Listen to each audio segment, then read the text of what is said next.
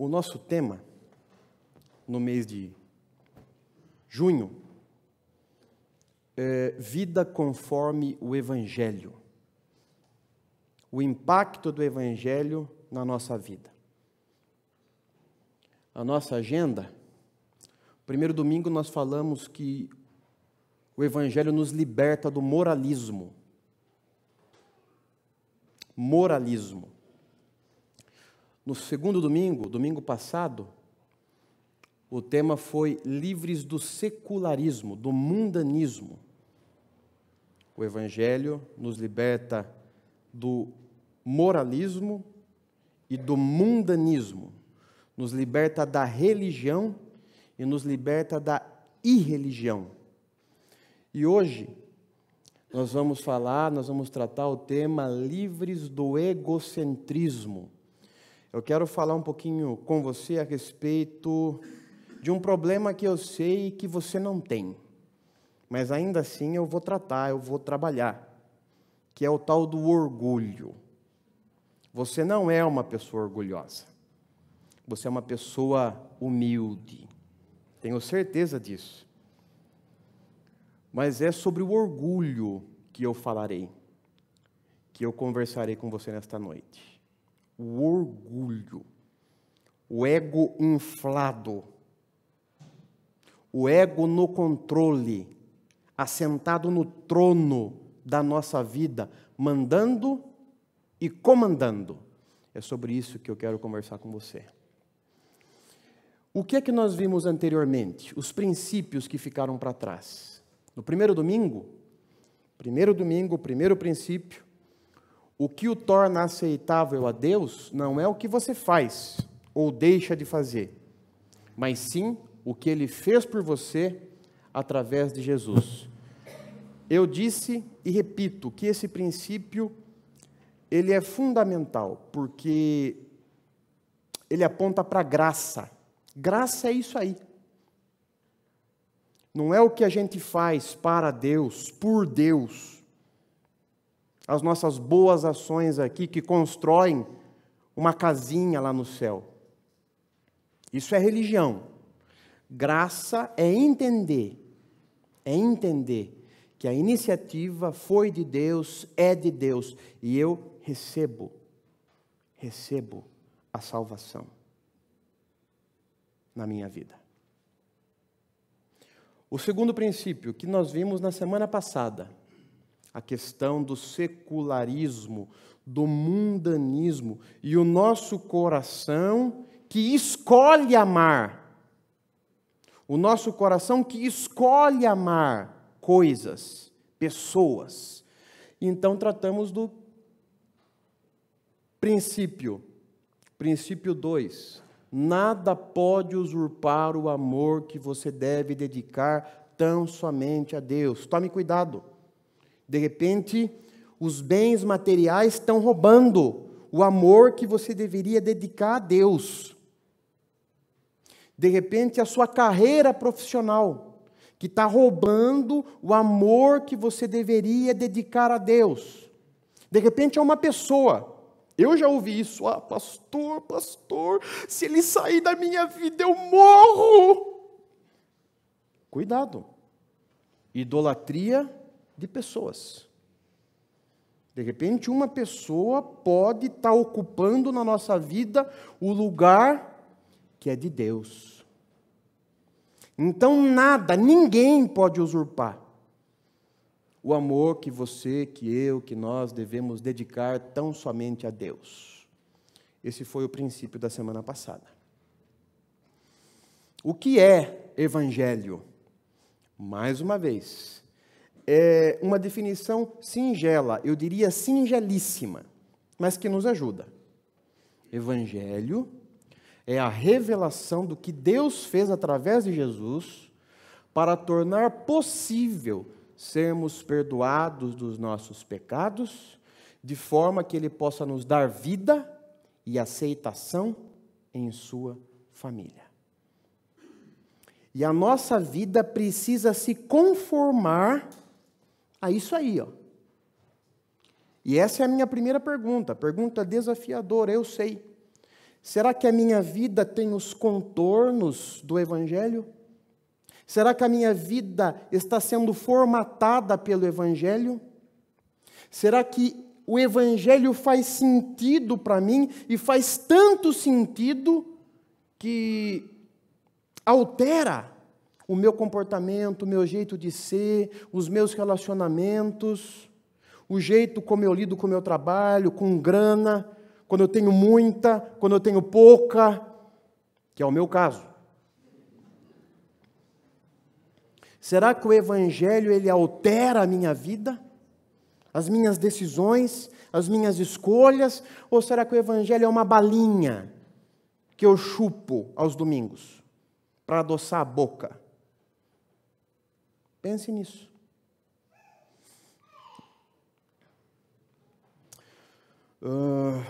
Eu vou falar sobre orgulho e agora a gente já vai entrar no tema.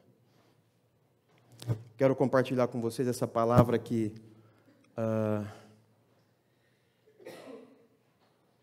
enfim,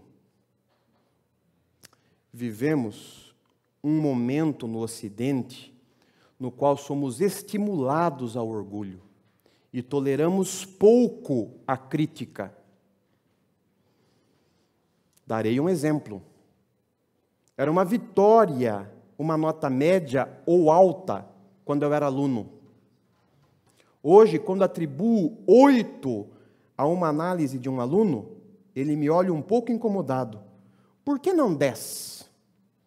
O anseio por brilhantismo universalizou-se mais rápido do que a sua prática efetiva. Menos do que o máximo é hoje um insulto. Acho pesado o que vou dizer, mas pensei muito antes de escrever. Somos uma civilização de mimados. Não é nem um pouco gostoso ouvir isso, né? E o Karnal está falando a respeito do Ocidente. O Ocidente vive debaixo dessa maldição aí. Somos estimulados ao orgulho. Todo mundo se acha hoje em dia. Todo mundo se acha. Eu estou sendo hiperbólico, eu estou exagerando, porque eu quero realmente impactar e incomodar. Claro que existem pessoas humildes, pessoas simples, mas eu quero dizer para você que grande parte, talvez a grande maioria, se ache especial, se acha a última bolacha do pacote, se acha o mais bonito, o mais inteligente, o mais isso, o mais aquilo. Somos inflados, uma geração inflada. E o Karnal diz, mimados. Porque bastou um mínimo de contrariedade e a gente já faz biquinho, beicinho. É o tal do mimimi. Mimimi, mimimi. Um mínimo de contrariedade. A gente já diz, Belém, Belém. Nunca mais ficar de bem, estou de mal. Chega, me humilhou, me insultou. Somos estimulados ao orgulho. E por isso nos tornamos uma civilização de pessoas mimadas. Eu queria compartilhar com vocês um texto que se encontra no capítulo 2 da carta que Paulo escreveu aos Filipenses. Porque em alguns versículos do capítulo 2, o apóstolo Paulo fala a respeito da virtude cristã tão necessária e tão escassa, tão rara hoje em dia, a humildade. E como é que a gente combate o egocentrismo, o orgulho, buscando, cultivando a humildade? A humildade. Vamos ao texto? Se vocês receberam algo bom por seguir a Cristo, se o amor dele fez alguma diferença na vida de vocês, se estar numa comunidade do Espírito significa algo para vocês, se vocês têm um coração, se vocês se importam uns com os outros, façam-me um favor. Concordem um com o outro. Amem um ao outro. Sejam amigos de verdade. Não joguem sujo. Não bajulem ninguém só para conseguir o que desejam. Ponham o interesse próprio de lado e ajudem os outros em sua jornada. Não fiquem obcecados em tirar vantagem. Esqueçam-se de vocês. Esqueçam-se de vocês o suficiente para estender a mão e ajudar. Vamos orar mais uma vez? Fala, Senhor, ao nosso coração. Nós estamos debruçados sobre a sua palavra e precisamos mais do que nunca ouvir a sua voz. O ego é uma prisão, Senhor. Mas o Evangelho é o poder de Deus para a salvação de todo aquele que crê. E nós precisamos muito do Evangelho, nós precisamos muito da salvação, a salvação de nós mesmos. Porque o ego é uma prisão, Senhor. O orgulho é uma prisão. Como nós sofremos, quanto nós sofremos por causa do nosso ego. Nós não conseguimos nos relacionar bem com as pessoas. Nós não conseguimos nos relacionar bem conosco. Nós não conseguimos nos relacionar bem com o Senhor, por conta, muitas e muitas vezes, do nosso ego, do nosso orgulho, da nossa vaidade. Nos ajude, Senhor. Queremos nos esvaziar, precisamos nos esvaziar. Na palavra, Senhor, que acabou de ser lida, nós precisamos nos esquecer de nós mesmos, para olhar para o outro, para olhar para o Senhor. Nos ajude. Em nome de Jesus. Amém. Qual é o assunto que o apóstolo Paulo trata em Filipenses 2, de 1 a 4? Eu coloquei 1 a 5 ali, mas é 1 a 4, se bem que eu vou falar a respeito do versículo 5 também. Os perigos que ameaçam os discípulos de Cristo não estão tão somente lá fora.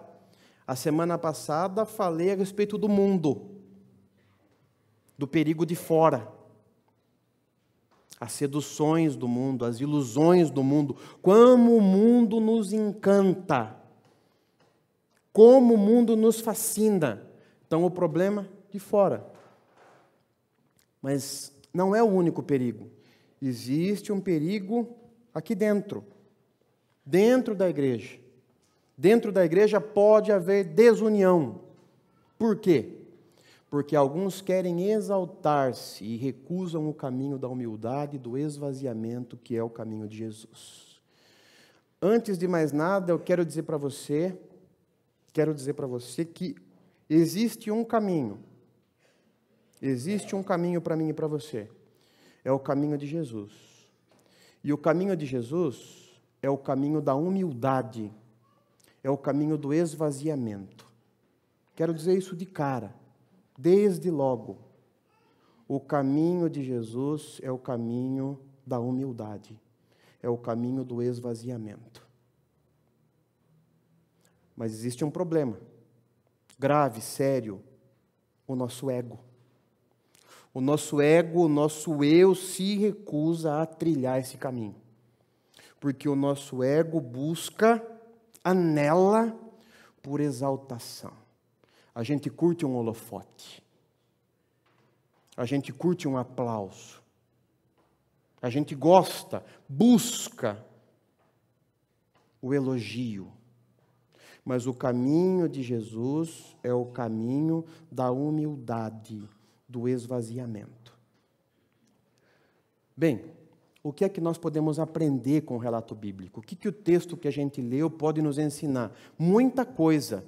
A gente poderia ficar aqui, ó, debruçado sobre o texto e aprendendo, e aprendendo, e aprendendo, porque é um texto riquíssimo. Mas eu só tenho um tiro para dar. É o terceiro princípio. Então, o que Deus me falou, eu compartilho com vocês. Princípio de número 3. Livres do egocentrismo. Menos eu e mais o próximo. Eis o chamado do Evangelho. Vamos ler todos juntos? Menos eu e mais o próximo. Eis o chamado do Evangelho. E existe um chamado para mim e para você. O chamado do Evangelho. Essa boa notícia. E qual é esse chamado? Gustavo, menos você. E mais o seu próximo. Menos você e mais o seu próximo. O texto começa dizendo o seguinte: façam-me um favor, concordem um com o outro, amem um ao outro, sejam amigos de verdade. Eu gostei muito dessa tradução, a mensagem do Eugene Peterson, porque essas palavras destacadas, concordem, amem, sejam amigos de verdade, esses verbos, né? Concordar, amar, ser, todos eles apontam nessa direção de que igreja é a comunidade da conexão. Igreja é a comunidade da conexão. O texto diz: concordem, amem, sejam amigos. Igreja é lugar de conexão. Os corações precisam se conectar. As vidas precisam se ligar.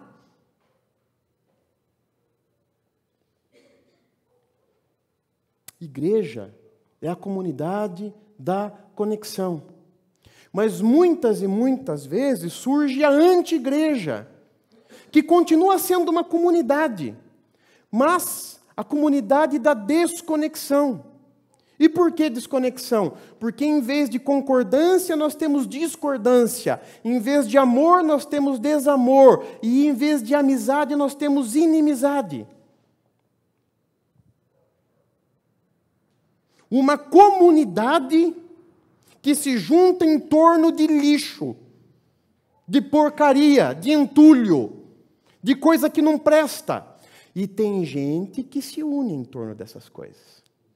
Não pense você que é só coisa boa que junta pessoas. Vide o exemplo de um lugar chamado Cracolândia. Existe uma comunidade, pessoas que se juntam, mas em torno da morte, do crack, do tráfico, da prostituição, do inferno. É uma comunidade. Guarde isso no seu coração e lute para viver isso na sua vida. Igreja é lugar, é ambiente, é comunidade de conexão. Aqui eu sou desafiado e eu sou treinado a concordar, a amar, a ser amigo. Não deve ser um lugar de discordância, um lugar de desamor, um lugar de inimizade. Ah, Gustavo, mas é difícil a gente concordar com tudo e concordar com tudo sempre. É claro que é. A proposta nem é essa. A gente pode ter embates, a gente pode ter trocas, a gente pode conversar a respeito de ideias, mas a gente nunca pode perder de vista que a cruz nos une.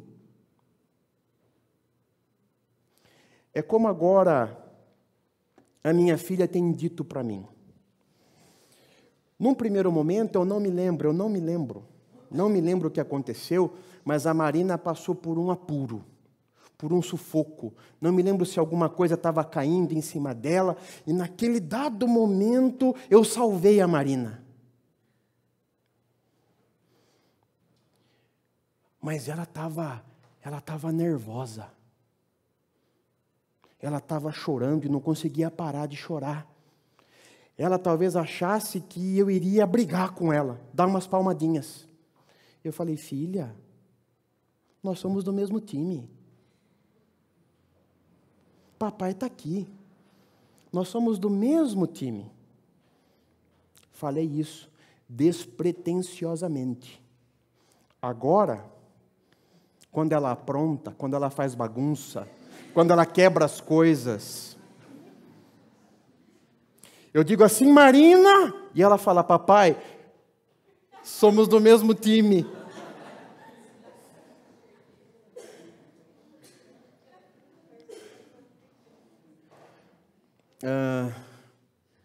Tinha uma música que dizia mais ou menos assim, né? Eu queria conversar com alguém que depois não usasse o que eu disse contra mim. E eu já estou sendo vítima da Marina, porque ela já está dizendo coisas que eu disse, usando essas coisas contra mim. Papai, somos do mesmo time, ela disse. E virou mantra dela agora. Papai, somos do mesmo time. Papai, somos do mesmo time. Papai, mesmo time. Irmãos, é um exemplo singelo que eu vivi na minha casa, mas eu queria dizer para vocês, se a igreja entendesse isso, se nós entendêssemos isso, que nós somos do mesmo time. Concordem um com o outro. Amem um ao outro. Sejam amigos de verdade. Igreja é lugar de conexão. É comunidade da conexão. Eu já fui pastor de algumas igrejas, e digo de algumas porque mais de uma,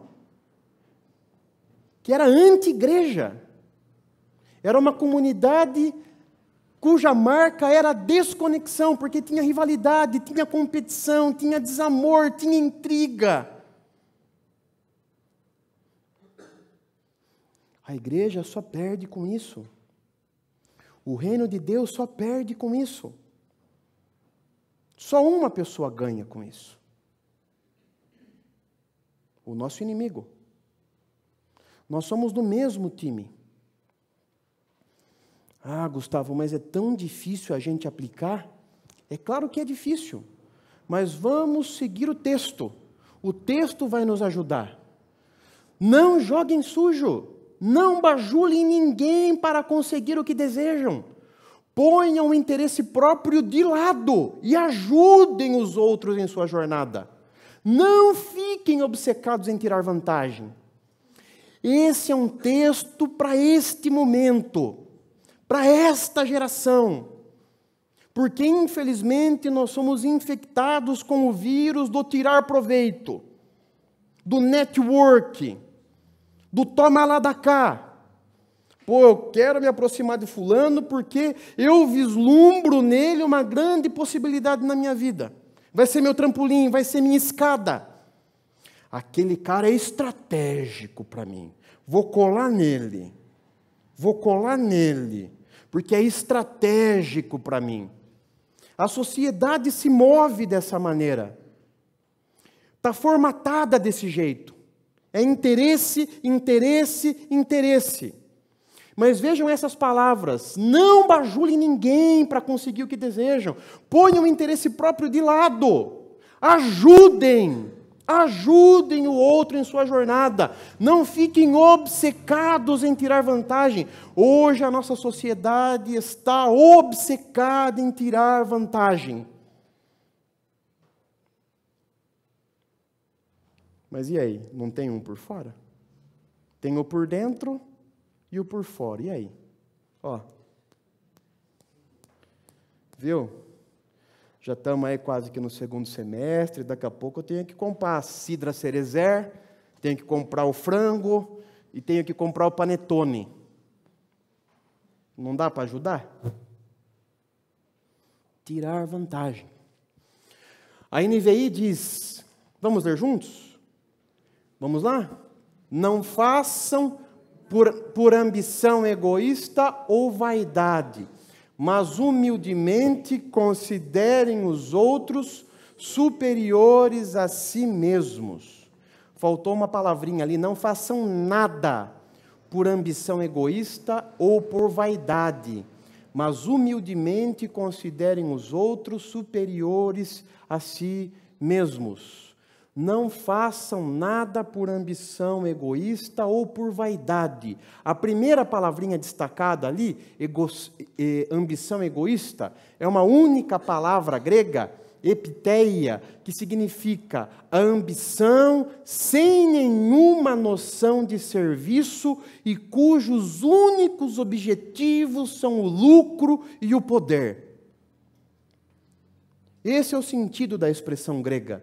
Ambição sem nenhuma noção de serviço e cujos únicos objetivos são o lucro e o poder. Me lembrei dos nossos políticos de Brasília. Nenhuma noção de serviço. Únicos objetivos são o lucro e o poder.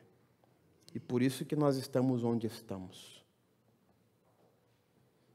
Epiteia, ambição egoísta. E a segunda palavrinha, vaidade. Quenodoxia, que significa louvor vazio, vanglória. Nada façam por ambição egoísta, essa ambição sem nenhuma noção de serviço e cujos únicos objetivos são o lucro e o poder, ou por vaidade, esse louvor vazio, essa vanglória. É isso que a gente tem que combater na nossa vida. São esses vícios que a gente precisa extirpar, exterminar em nós. Porque se o que nos mover for a ambição egoísta ou a vaidade,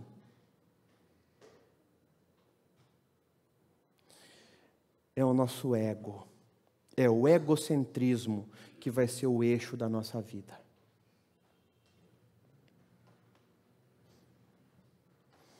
Uma pergunta para você, meu irmão, uma pergunta para você, minha irmã: o que move a sua vida? É ajudar os outros?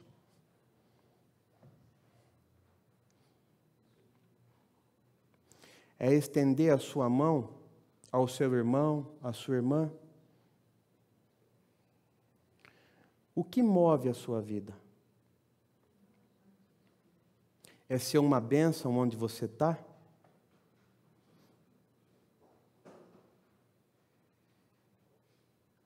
As pessoas podem se aproximar de você porque você tem sido ajudador, porque você tem sido companheiro, porque você tem sido compreensivo. Elas podem se aproximar de você? Ou você é do tipo de pessoa, de gente que só se aproxima das pessoas estratégicas? As suas amizades, os seus relacionamentos são sinceros? E são desinteressados? Ou você tem network? Uma pergunta fatal. Não me responda, por favor. Eu vou perguntar, mas eu não quero saber. Mas é para você refletir. Você tem um amigo de verdade? Ou todas as pessoas que estão no seu entorno são amigos de mentira? O que move a sua vida? É ambição egoísta? É vaidade? Esse louvor vazio? A vanglória?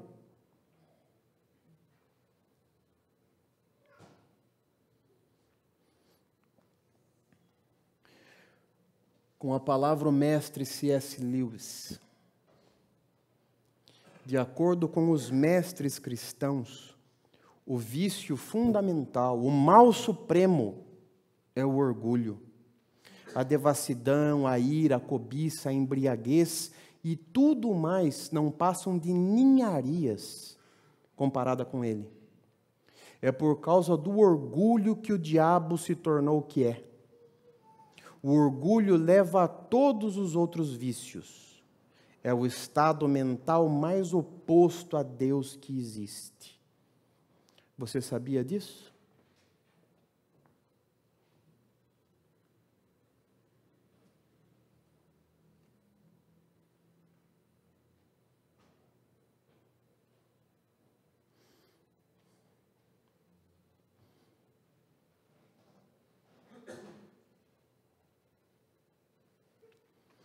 Que palavra, né? É uma paulada na moleira, não é não?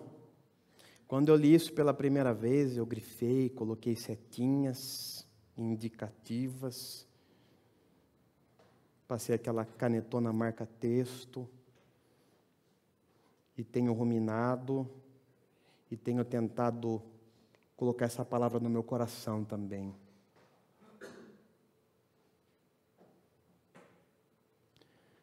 A igreja,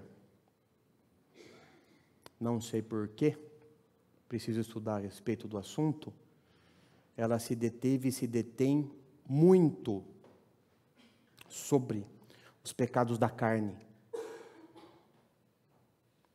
Os pecados da carne é que são pecados para a igreja.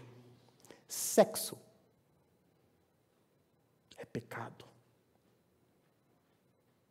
Fez sexo no momento em que não se poderia fazer sexo, paulada. Mas eu nunca vi nenhum orgulhoso ser disciplinado na igreja.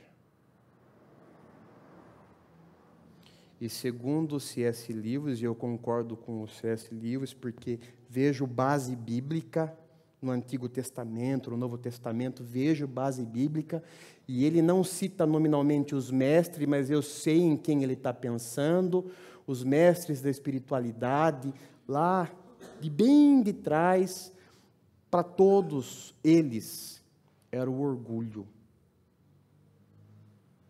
Era o orgulho, o mal supremo, o pior dos pecados. Mas o orgulho, precipuamente, não é um pecado da carne, é um pecado do espírito. A gente não tangencia, a gente não toca. A gente não apalpa o orgulho. Sexo, a gente vê uma barriga e a gente diz assim, fez sexo. Mas orgulho não é assim. E é o pior dos pecados. Devia ter colocado na sequência aquele texto, acho que é em Ezequiel, que a tradição cristã retrata como a queda de Lúcifer. Ele diz ali, é por causa do orgulho que o diabo se tornou o que é. Segundo a tradição cristã, havia um anjo, um anjão, o mais bonito, o melhor, divo, mito, monstro, um anjão. Mas ele se orgulhou, ele se ensoberbeceu de tal maneira que ele achou, vou passar a rasteira nesse Deus aí, porque eu sou melhor do que ele, eu sou mais do que ele. E aí, meu amigo e minha amiga, ele levou uma invertida, de anjo virou demônio. Pense nisso, que o orgulho nos atrela ao demônio. Quem aqui já assistiu o Advogado do Diabo? Vaidade é o meu pecado predileto. É o meu pecado predileto, a vaidade. Pense nisso. Existe uma saída para nós? Como é que a gente sai disso? Dessa ambição egoísta, dessa vaidade, dessa vanglória. Como é que a gente sai disso? Menos eu e mais o próximo. Eis o chamado do Evangelho. Ponham o interesse próprio de lado e ajudem os outros em sua jornada. Não fiquem obcecados em tirar vantagem. Esqueçam-se de vocês o suficiente para estender a mão e ajudar. A NVI diz, mas humildemente considerem os outros superiores a si mesmos. Cada um cuide, não somente dos seus interesses, mas também dos interesses dos outros. Está aí a saída. A saída está aí, Considerar o outro superior a si mesmo. Cuidar não somente do seu umbigo, mas olhar para o lado e ver que tem gente no seu entorno. Gente no seu entorno. E se importar com essas pessoas.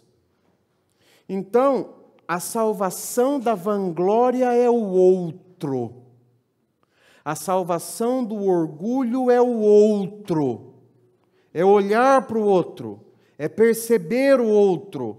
É se importar com o outro. É a salvação do orgulho, do egocentrismo.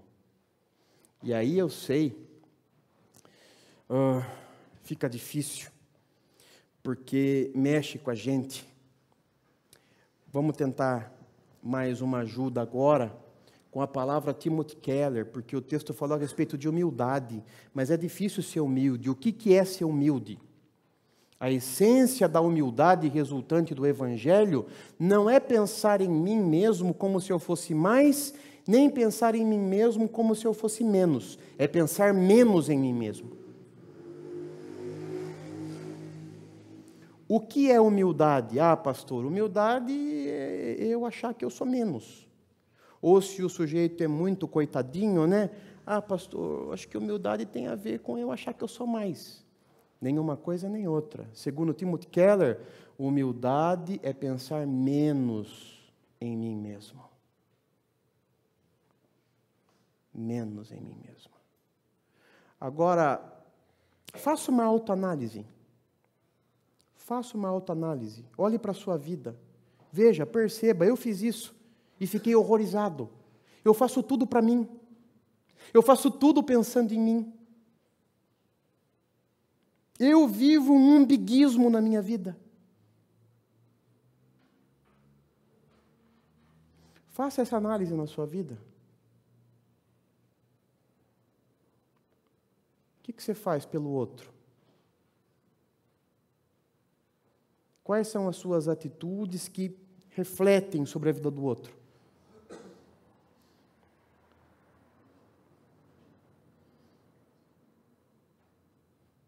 Como é que você gasta o seu dinheiro? Só com você?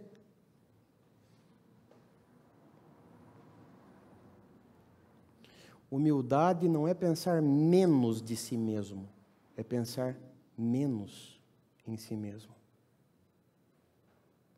A salvação do orgulho é o outro. Ah, pastor, isso é tão difícil. Quem consegue viver dessa maneira? O pecado do Ocidente é o orgulho. E o orgulho é isso, é uma vida em si mesmada. É tudo para mim, é tudo para mim. Sou eu. Como é que eu rompo com isso? Alguém já conseguiu romper? É o outro. Mas olha só, a gente tem uma direção para olhar. A gente tem um modelo.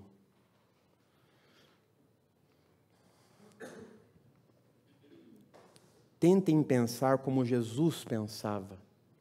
Mesmo em condição de igualdade com Deus, Jesus nunca pensou em tirar proveito dessa condição, de modo algum. Quando chegou sua hora, ele deixou de lado os privilégios da divindade e assumiu a condição de escravo, tornando-se humano. E depois disso permaneceu humano. Foi sua hora de humilhação. Ele não exigiu privilégios especiais, mas viveu uma vida abnegada e obediente, tendo também uma morte abnegada e obediente, e da pior forma, a crucificação. Por causa dessa obediência, Deus o exaltou e honrou muito acima e além de todos, para que todos os seres criados no céu e na terra, até aqueles há muito mortos e enterrados, se curvem em adoração na presença de Jesus Cristo e proclamem, por meio do louvor, que Ele é o Senhor de todos, para a gloriosa honra de Deus e Pai. É a sequência do texto que nós lemos. A sequência. Jesus é esse modelo para mim e para você. Jesus é esse exemplo que nós precisamos seguir. Porque Ele, sendo Deus, Ele se esvazia. Sendo Deus, Ele não se agarra a nenhum tipo de privilégio. Ele se esvazia. Ele se torna homem, servo, obediente e morre. E por conta desse caminho ascendente que Jesus tomou na sua vida, o que aconteceu? Deus o exaltou. Deus deu a Jesus o nome que está acima de todos os nomes.